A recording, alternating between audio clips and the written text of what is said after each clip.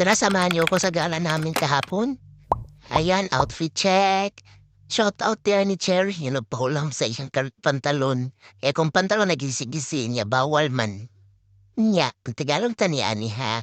Padung man mi sa kuan sa asa tuoy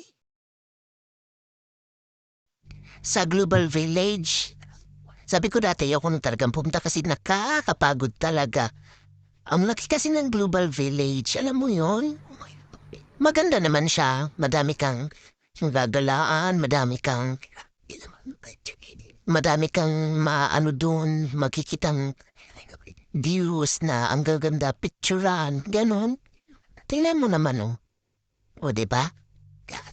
Kasi dati, no, una kong punta dito, sinabi ko talaga na, ay, nako. Pag sasabihin talaga ng amo ko na, ano, na mag-global village kami, ayoko talagang sumama. Hindi sinabi ng amo ko. Kaya ayun, di ko alam sa global village na naman. E di sana, di na lang ako nagsapatos. Chinelas na lang sana ako para hindi masakit sa paa. Ang ganda ng view, di ba?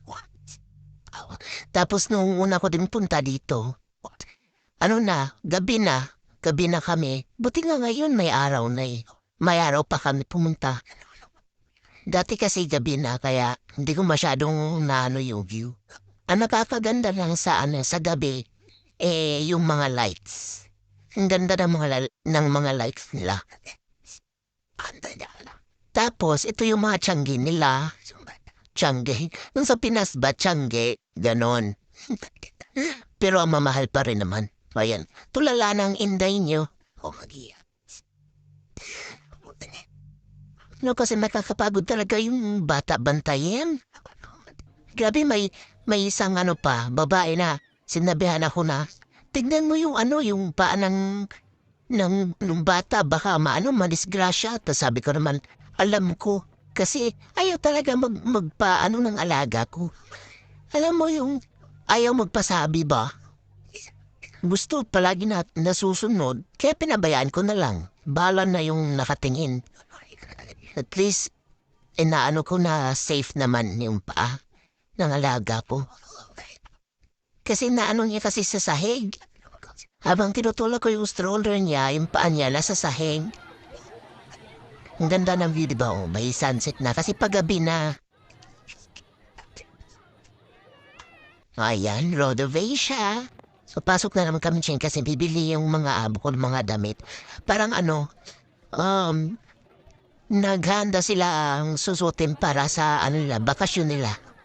Ang Thailand. O, ayan. Parang nasa Oman na din ako. Sakit na lang pa ako niyan.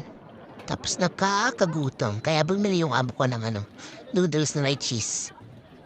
Pa, gutom kaya ako kaya kumain muna kami. I think mga 7 p.m. pa ata niyan. Tapos sobrang uhaw na uhaw ako. Wala akong dalang tubig. Inahiya ako magsabi sa amo ko na nauuhaw ako. Sa uminom ng tubig, nasa Dubai ka? Buti na namin ako ng tatay ko ng juice. Pag nasa Dubai ka, kailangan dehydrated ka, kailangan palagi kang umiinom ng tubig. Para hindi ka mapagod. Ganon. Tapos ayun, habang nag-aantay kami sa amo ko nag-pray kasi sila. Kaya naghanap ako ng mauupuan. Kaya yan. Habang yung laro ko nanonood ng ayan, may pa-fireworks sila dyan. O, diba? Pauwi na kami niyan. Ito na yung pa-exit, kaya bye.